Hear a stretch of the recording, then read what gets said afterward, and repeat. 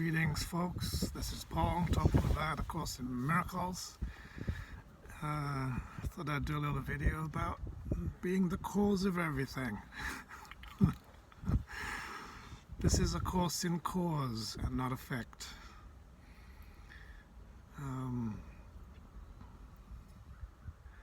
There's a lot of things that happen in the world, a lot of things that seem to occur, a lot of things that seem to be outside your control, a lot of things that you don't seem to have any power over,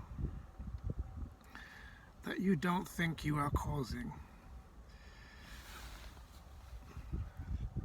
And because of this, and assuming that that's somehow natural and normal, you will start looking for a way to find salvation and peace by trying to do whatever you can to change how you look at it and change your perception of it, your thoughts about it, sort of get a management of your reactions about it, trying to find some peace in the face of constant bombardment and attack from the world that you think that you don't have any way to stop. You think that you don't have any power, that you cannot cause things to not attack you. That somehow out there's a thing that has a power that is going to cause your body to become sick, or it's going to be able to choose for you when you're going to have to die, and that there's nothing you can do about it because somehow there's sort of a separate cause, a separate chooser, a separate will, a separate mind, a separate power that is outside of the scope of your control or your power or your ability, and so therefore you cannot seemingly influence it, and it can seem to do stuff against your will, things that you have not chosen, that you don't want, and that then happens to you, against you, and you don't really have any way to stop it. You don't have any defenses that really work, and then it becomes kind of this inevitability that at some point it's going to find a way to destroy you. And this is the ego belief that we start out with in this dream, because we've basically dreamed a dream, made up a world, invented a body, denied that we dreamed it, are pretending that it is dreaming us, and therefore that it, on its own, with no input from us at all, is choosing and doing things against the body self without your consent, without your permission, without you choosing it, without you wanting it, willing it, or having anything to do with making it happen. And that's the illusion that we find ourselves in when you are not aware that you are dreaming, you're not aware that you're choosing, you're not aware that you're causing. It seems as if all of the choosing and the causing and the power are outside of you, separate from you. Somebody else or something else is doing it, and you don't seem to have any input or any say, any influence over this alien will which is plotting against you.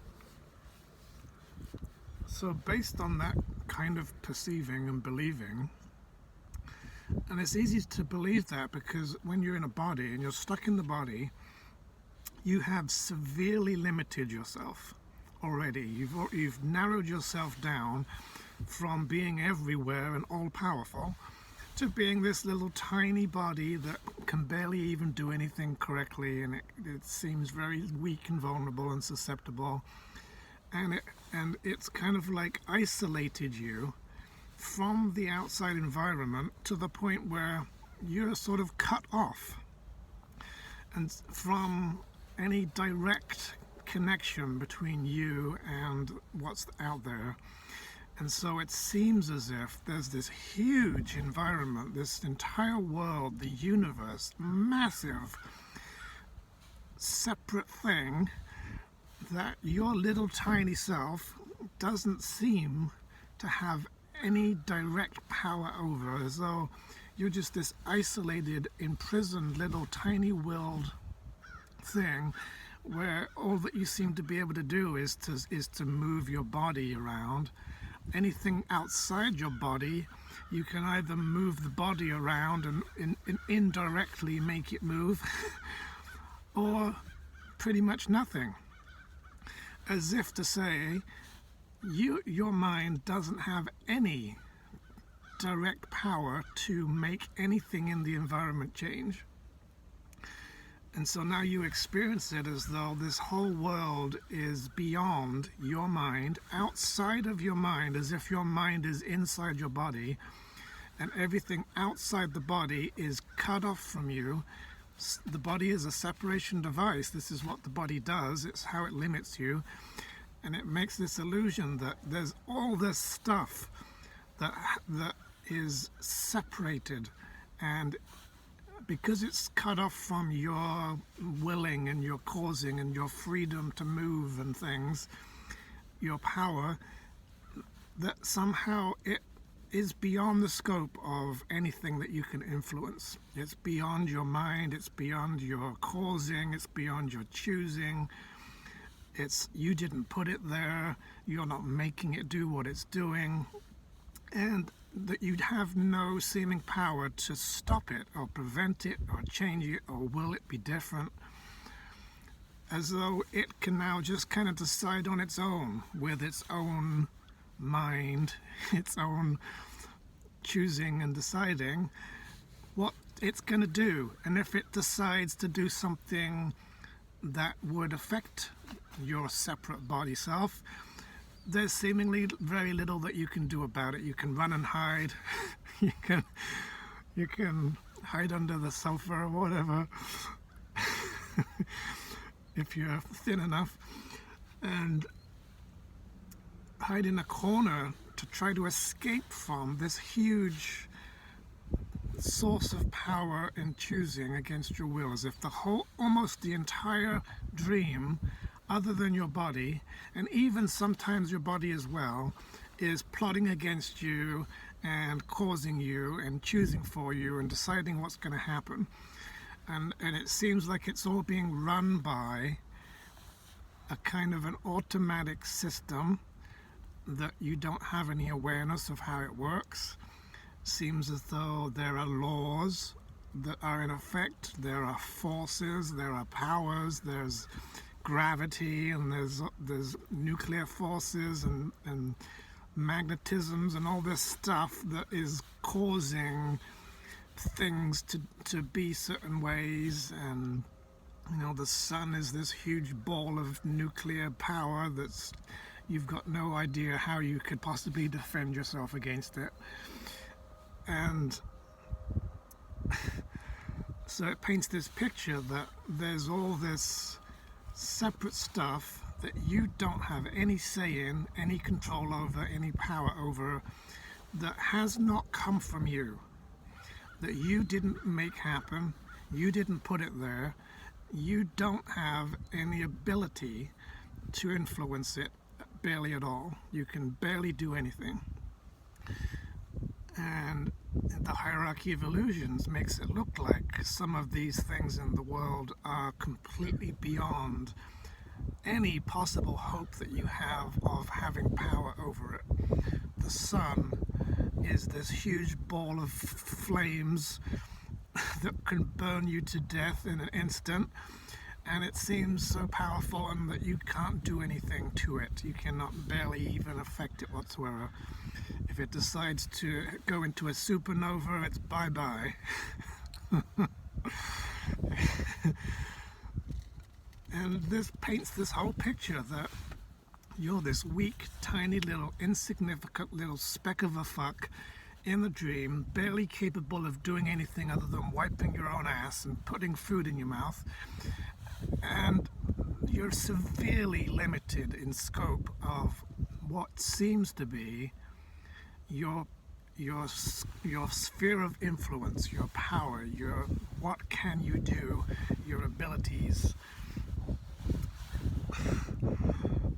And if you accept that that is natural and that it's real, and the world somehow didn't come from you, there's no way that you could invent a planet or create the sun or give a black hole its power, and you've got no sense of a direct connection between your mind and what's out there, where it seems as if there's just no way that my mind just invented a building. My thoughts did not put a car out there.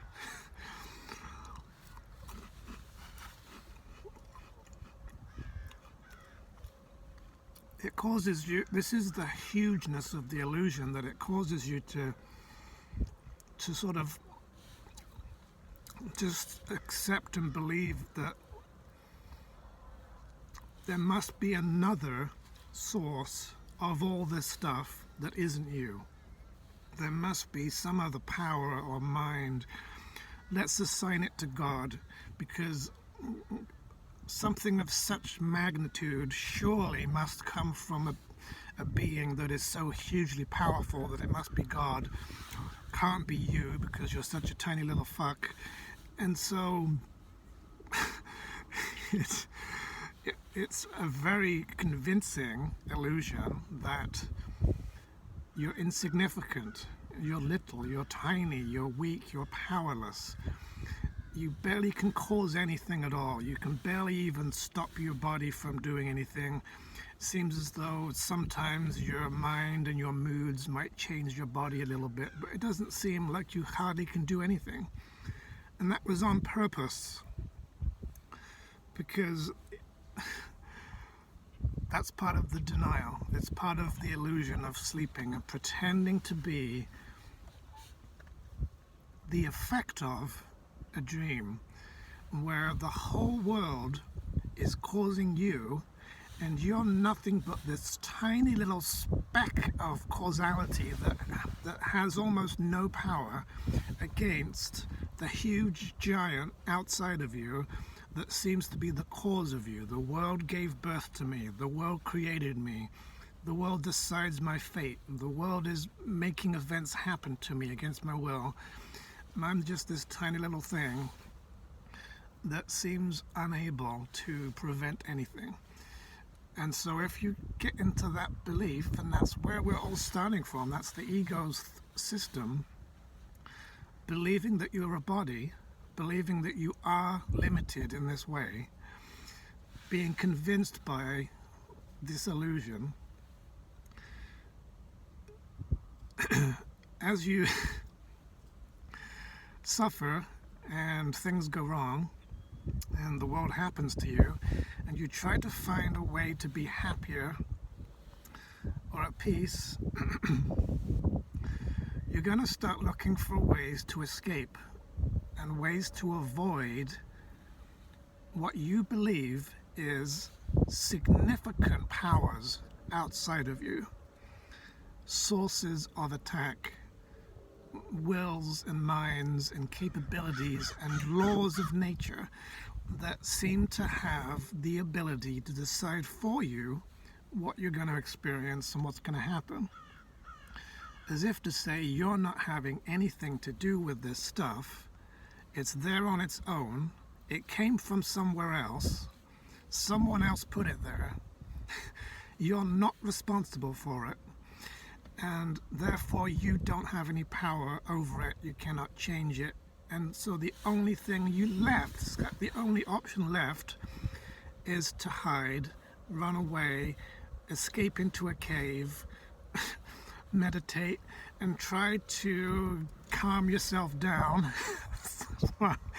from the hell and seek out a kind of peace, as if to suggest that by doing this you are somehow transcending the world, that even though all the shit's still happening, even though the laws of nature are still ticking over, even though the sun is still burning you, even though you're still frozen to death because of the winter, even though the body's still getting sick because the environment's toxic, even though you're dying from an explosion or whatever,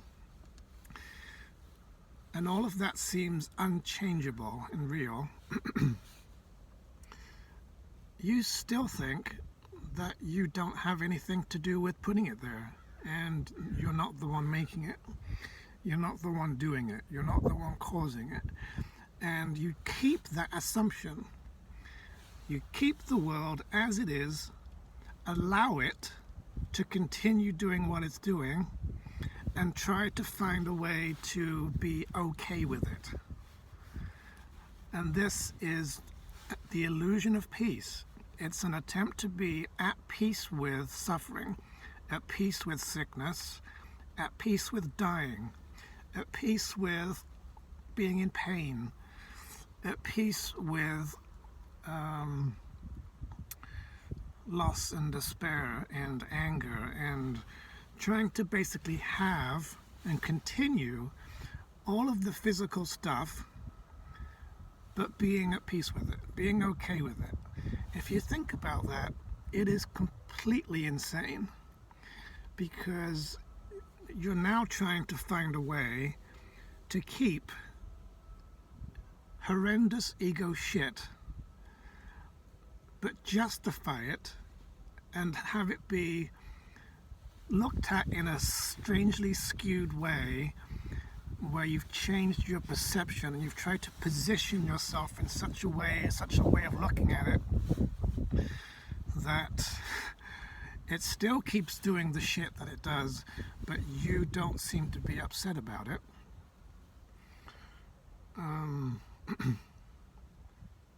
Still having it do stuff to you against your will, but saying, even though it's doing this against my will, I'm going to smile and be happy, and I'm going to be at peace. And even though death is going to come along and decide for me against my will when I'm going to die, I'm going to smile and be happy and be at peace and welcome it.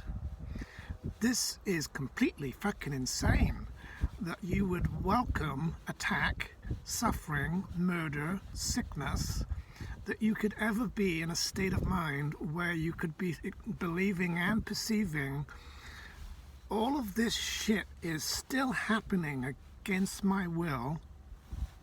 I'm not even aware of how I am making it happen, and I'm going to keep unconscious of that process, not have any power over it, and claim to myself that I am at peace, and that I am accepting it, and I'm allowing it, and I'm okay with it.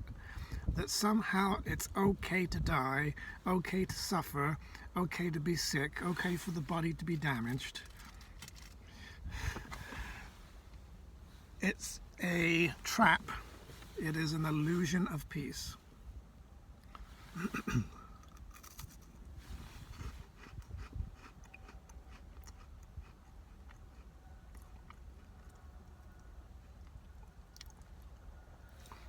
Because what happens there is you kind of continue allowing the illusion that the world itself is a separate thing that causes on its own producing effects, and you're trying to escape the effects or pretend that you're not affected by the effects.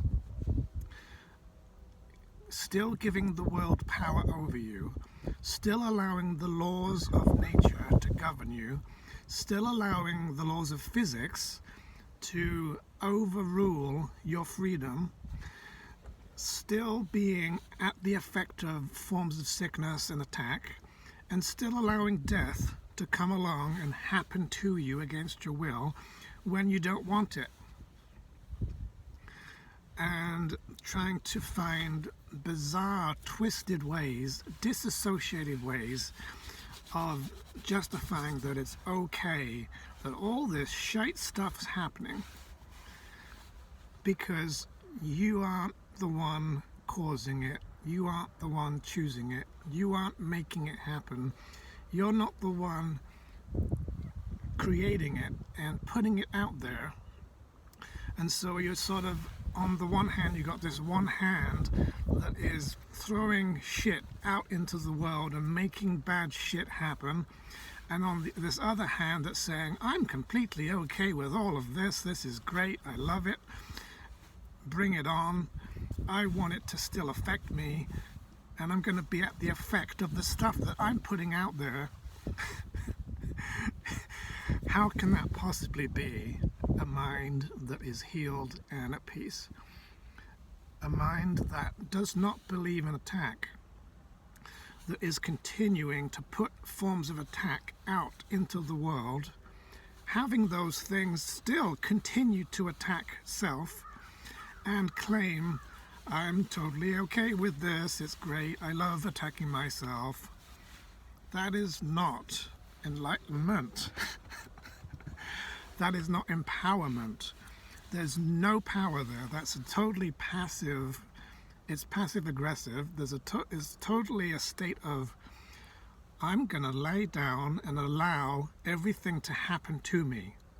And I'm just gonna welcome it all. I'm not gonna resist it. And even though I'm not in resistance, I'm not gonna uncover the unconscious fact that I'm putting it there. And I'm going to let it attack me and welcome it and say, thank you very much for making me suffer. I do so willingly.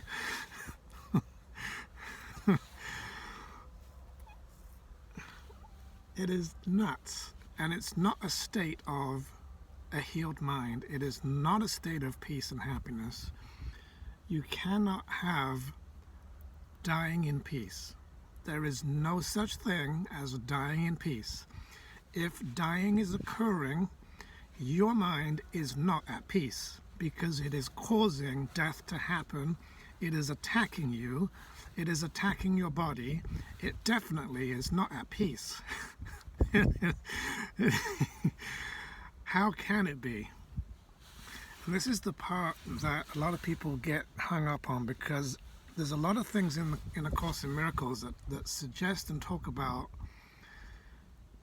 getting to a state of mind of peace and happiness and miracle-mindedness. The state. And not recognizing that it goes on to say, seek not to change the world, but seek to change your mind about the world.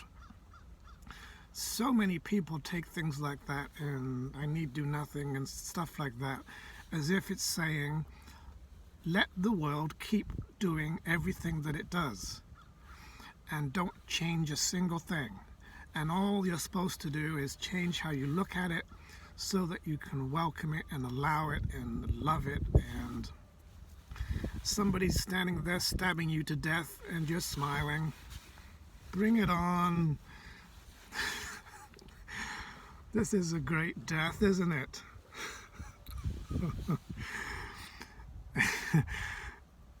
And what it goes on to say is, if you would change your mind about the world, the whole world must change, because your mind is causing the world.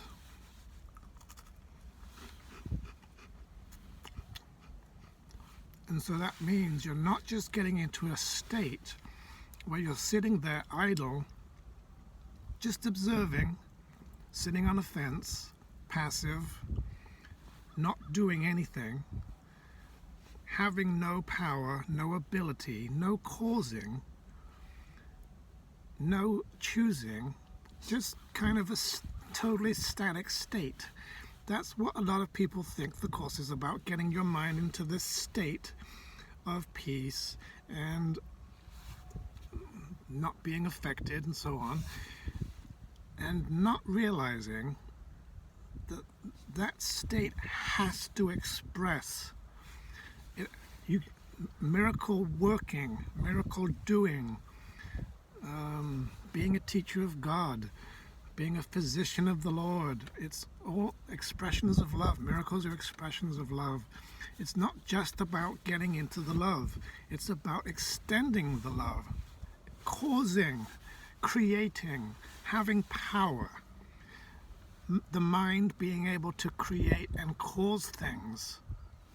Being a healer, you cannot heal shit if you're not going to in some way express from the inner awareness of Christ, express from a healed state of mind. How can you possibly do anything if all that you're doing is trying to get to this completely passive state of no additional power, no causality?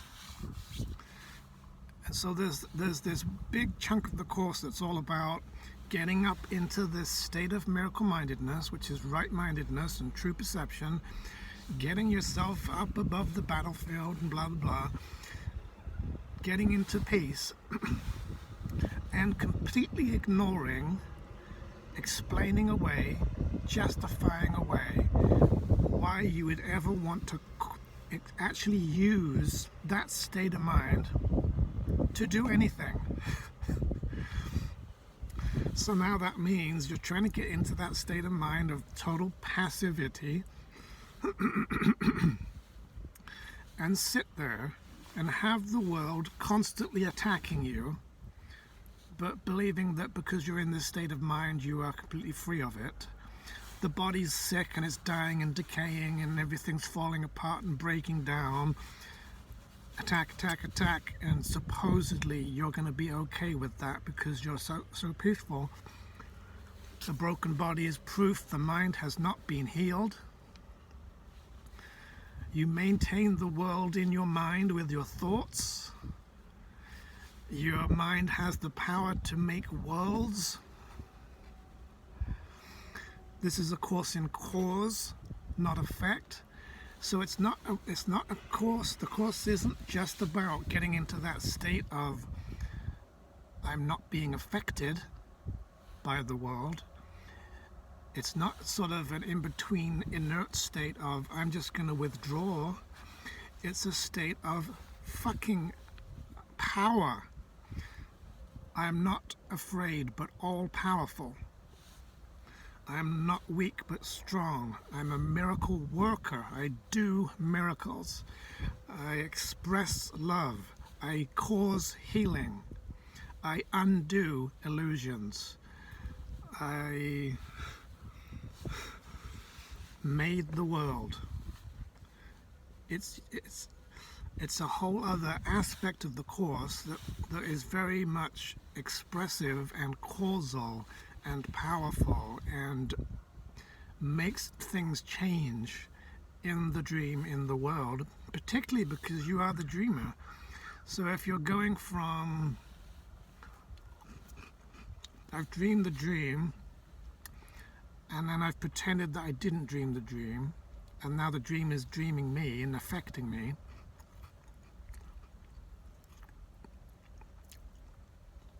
becoming aware that you're the dreamer, but thinking that somehow by being aware that you're dreaming isn't going to give you any kind of ability to dream, to do anything, to make a change, is kind of ridiculous, because it's not owning up to or admitting to you are the cause of the whole world. You're the chooser, you're the one who put this stuff here. You who made sickness and death can abolish both. You made them up. You put a dream out there in which stuff happens to you. You are pulling all the strings. You're making all the puppets move. You're inventing the very things that you're trying to escape from. You invented the very things that you're trying to be peaceful about. You invented the very things that are enemies and threats. You're the one making them threaten you. You're causing them indirectly as puppets in a dream to do things to you against your will, by your will, and then keeping that scenario and trying to continue doing stuff against yourself, against your will, with your will, while at the same time trying to be at peace with what you're doing to yourself.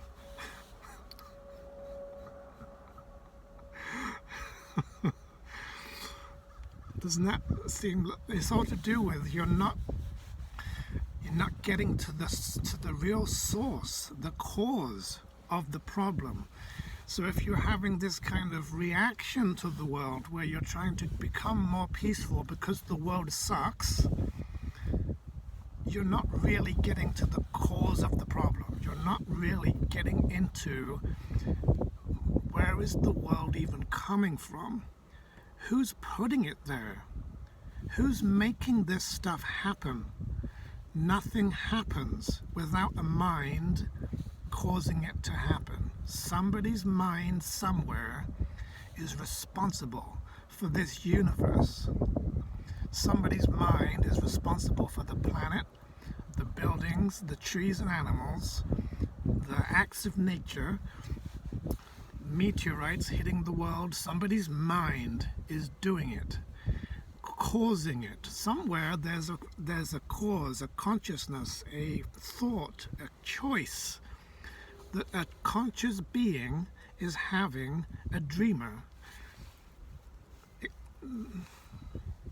projecting a dream situation, putting it in place, implementing it, causing it, and then putting a piece of themselves in the dream to be attacked by it and suffer by it and try to get away from it and try to find ways to transcend it, and not really getting in touch with the starting point of all of this mess.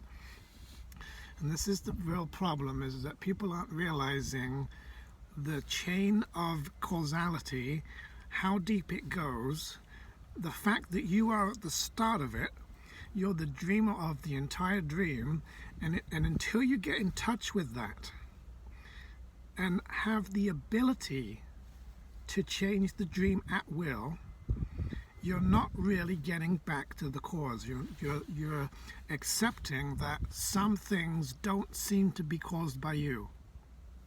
Some things are out there doing stuff on their own. You don't have power over the mountains, but you can move a mountain. Who would have thought thought and belief could combine into a power surge strong enough to literally move mountains? This is in the course, that you can literally pick up a 6 billion ton mountain of dirt and rock and throw it away, because you are so powerful, so causal, the source of the mountain. You made the mountain. You put it there, it's in your dream. You're dreaming of mountains. Therefore, your mind has the power to dream of mountains. When you have dreams at night and you dream of an ocean, your mind has just made an ocean. You dream of a forest, your mind just made a forest.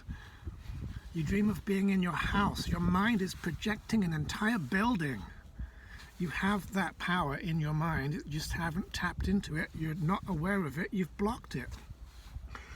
So if you're accepting any kind of limitation, any kind of there's a cause outside of me, any kind of there's a power, there's a resistance outside of me that is preventing me from changing something, you have not got in touch with causality, because you are causing the very resistance like physical objects that don't want to move. You're putting them there and giving them the resistance, and now this little tiny you is coming along and, oh, I can't do anything, this is too big and strong for me, I don't have power over that, and accepting that that's true, and then trying to find peace while continuing to threaten yourself with these huge, massive illusions. To wake up, you have to get in touch with being the dreamer. And that's an extremely powerful state of being. It's a very causal position to be in. It's not a state of being affected or at the whim of, or limited by, or blocked by, or prevented by anything, where you can move a mountain if you so choose, because of how powerful you are as Christ. That's being a miracle worker. You can't work any miracles unless you have some power. So something sometimes people talk about is like, oh, if I meditate and I'm going to watch my thoughts and notice that these thoughts show up on their own, and I'm going to sit there and try to detach from them and watch them go by and try not to follow them.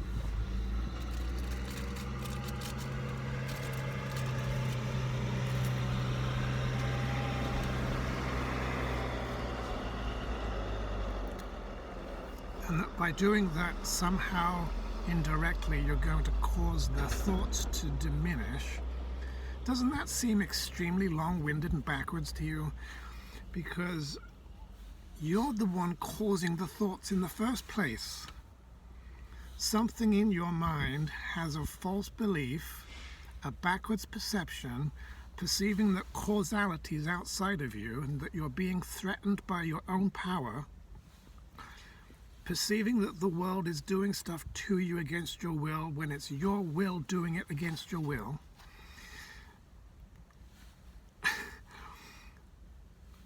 That generates reactions in your mind which spring up into awareness as attack thoughts, fearful thoughts, thoughts of, what is that doing to me? I'm afraid it's going to attack me and hurt me. All these thoughts start coming out of your mind as effects of your mind's belief that there's a cause out there affecting it and creating these thoughts. Backwards perception causes attack thoughts. So these thoughts are now appearing, and now you're sitting there saying, I'm going to just kind of try to step back from these thoughts and watch these thoughts, and maybe I can detach from these thoughts and therefore find a way to be at peace. It's extremely long-winded because now you haven't really corrected your perception. You haven't corrected the cause and effect. And so you still have this strong belief further down in the mind that something out there has power over you and is threatening you and is an attacker and an enemy. And it's putting, your belief is generating these attack thoughts. And now you're sitting there trying to just observe the attack thoughts as if you're not causing them. That is now disassociation, because you're now trying to separate yourself off from a part of your mind that's doing this other stuff. You're splitting the mind, trying to think that, oh, these thoughts are just random and they're coming from somewhere else and I'm not putting them there. That's not ownership, that's not responsibility, that's not getting in touch with your power and your causality. You have to find out what am I believing? Why am I believing this stuff? Stop believing it, and the thoughts will disappear and stop being generated, because false beliefs generate attack thoughts. They are attack thoughts. They create more of themselves. Until they're undone and healed and removed, you can't possibly be at peace. You're just going to constantly be fighting with this never-ending stream of attack thoughts all the time. And no matter how much you meditate, it's like you're doing this one thing, and then you're doing this other thing, and you're trying to counteract the two. It's going to take for bloody ever to make progress. That's why Jesus says that meditation is very long-winded. It might get you there eventually. He talks about how holy relationships are much more potent and effective in bringing you to enlightenment. So if you're causing the very suffering and attacking and bad perceptions that you're then trying to sidestep and bypass and detach from and get away from and try to disown and pretend that you're not the one putting them there, that's going to be a very long, drawn-out fight against your own will, not really getting to the real cause of the problem, not getting to the real root cause, that I am making this happen. I'm the one causing this, is the root of everything. Until you get to that cause, that responsibility and ownership, this is the secret of salvation, that you're doing it all to yourself. Nothing happens without your consent, not even death. That's the point where you get in touch with freedom from death, freedom from suffering, true peace, not an illusion of peace, an undivided will, empowered, causal, able to perform miracles, able to change the dream, able to break all of the laws of the world. Miracles break all the laws of the world. Miracles break the laws of physics. Miracles break sickness and death. They break the illusion. They cancel and undo and reverse all the consequences of the imaginary made-up laws that your mind is putting yourself under, that you got to break out of, including gravity. You're supposed to be able to walk on water. Laws of time and space and distance and size and weight and all of this stuff is broken by miracles, because you are overriding those laws with a step further back in the chain of causality by getting in touch with the real cause. You are the one who made the laws up. You're the one who put gravity in place. You're supposed to be able to override it with your causal power by getting in touch with the fact that you're the dreamer of the universe. Myself is ruler of the universe. Nothing comes to me unbidden by myself. Nothing happens that I have not chosen. Everything that I've chosen happens. That's the position that you have to get to. Jesus goes on to say it is by doing that you will wake up and return to the children of your will, your creations in heaven. It's the position of I am cause. I am not affected by anything, and there is nothing to affect me because I do not put it there. I do not create attacks. I do not allow and cause indirect suffering. I do not choose death to occur.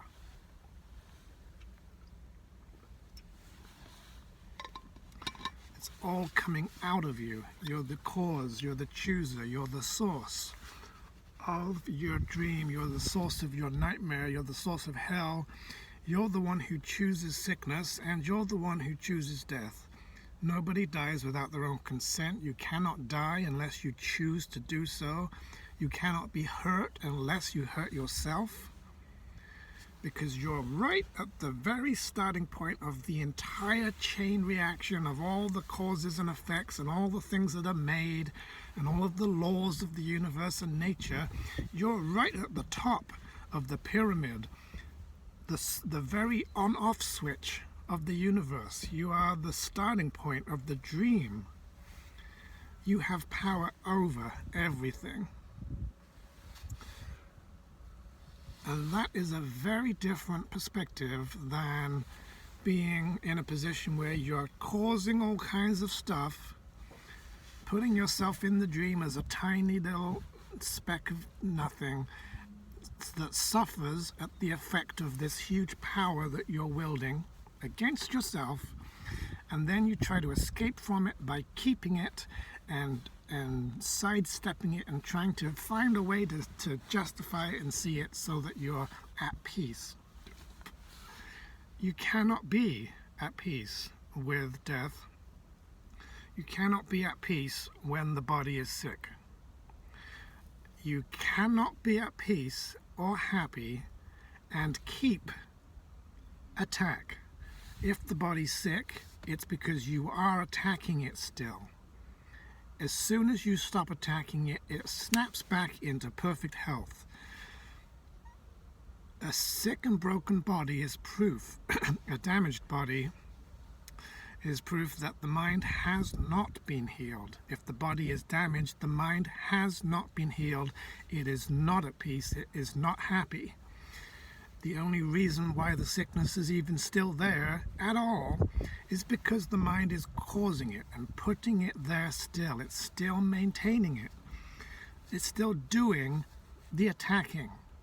And if it's doing the attacking to keep the sickness showing up on the movie screen, that mind is not happy and at peace. In order to be happy and at peace, it has to stop attacking.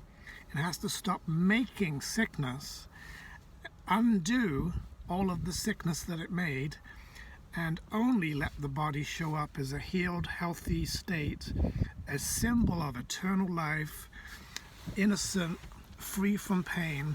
It's not just that you have this sickness and then you become okay with the sickness, and it's not that you're at the effect of the sickness, but you still must undo the sickness. You've got to remove the sickness in order to be at peace.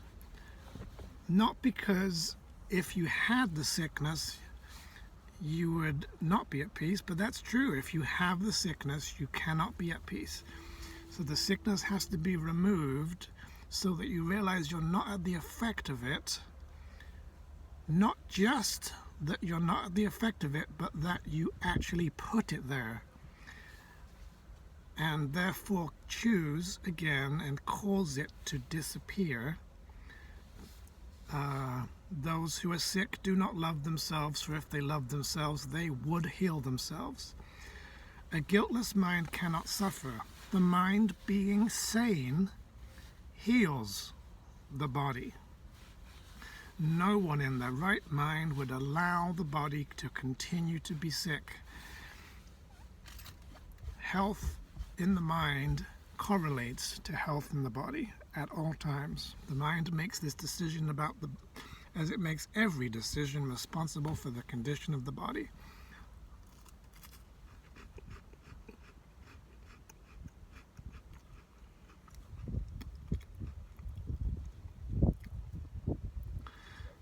So basically, you've got to take it further than just accepting that the world is real and then trying to be at peace. It is not going to work. You can get a certain distance that way, but you're going to hit a ceiling somewhere. There's going to be a tug of war between the fact that you're making the suffering occur and the other part of you that's trying not to suffer. At some point, you're going to hit this point where you're going to run into your own will that is causing your own suffering, and you're going to have to question why and accept and own up to, I'm the one that's making this occur. If I want this to stop, it's not going to be through me trying to justify it. It's going to have to be me choosing to stop making this thing occur. I'm going to have to stop willing against myself. Stop creating this problem. Not just that you have issues about the problem. It's not just that you have issues about the world. It's not just about seek to change your mind about the world. if you change your mind, the world changes. If you change your mind and get into that causality, your dream changes physically because you're putting it there. So it's not just, I'm going to keep the dream, here's me having perceptions and misperceptions and issues about the dream. I'm going to change my mind about the dream and keep this as it is. That is not A Course in Miracles. That is only step one. It has to get past this illusion that this even exists on its own, and getting in touch with the power and the ownership that my mind, is putting that there, so I have authority over it, and I tell it what to do, and if I don't want it to be there, I'm going to disappear it. If I want to change it, I'm going to do so, and your will is unopposed because there is no other will. That is A Course in Miracles, getting into that power, getting into that causality. If you're not all the way into, I cause all this stuff and I can change it at will, then you're not done. There's no way to escape from death unless you do that. The curriculum ends in the resurrection. There's no way to get to the surmounting of death unless you literally have the ability to not choose that death happen. That you actually have within your ability that if I don't choose to make it happen, it does not occur. There's no other power that can decide that I'm going to die. There's no other will that is choosing for me other than my own. That's the only way you can escape death, is by the secret of salvation, recognizing that you're the one that gets to choose. You have free will. You can either choose to make yourself suffer, or you can choose to go to heaven. You have the freedom to do either. If you choose to suffer, you will make sickness and death. If you choose to heaven, heaven is a choice I must make. You will choose never again to deliberately make death happen. And because you don't choose it, it does not occur. There is no other cause of death beyond your mind, because you are the cause of everything. There is no power out there. There's nothing in the world with the power to bring oppression or make you ill or weak or sad or afraid. The world is an effect. It's the effect of you. So you shouldn't be getting into, I'm going to keep making it do stuff to me, but try to transcend it. It should be that I'm going to stop doing the shit. I'm going to stop making death happen. I'm going to stop choosing sickness. I'm going to stop attacking my body. I'm going to use it for healing only, and and make it show up as a symbol of immortality and harmlessness and free from all images of suffering, to not let the body be a picture of crucifixion. If the body is showing up as a picture of crucifixion, your mind must not be at peace. You have the power. I'm going to stop talking now. I choose to do so.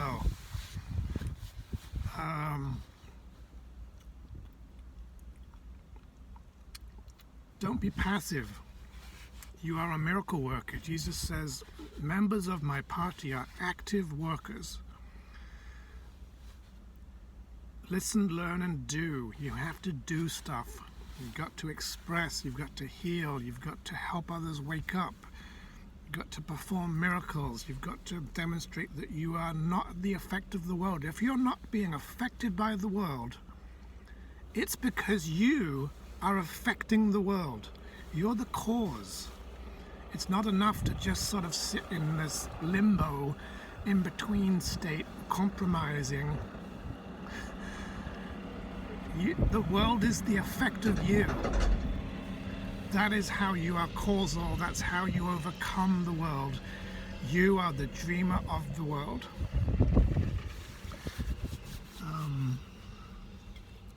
And that's why you can be free of it. That's why you can be free of death, because you can choose that it doesn't happen.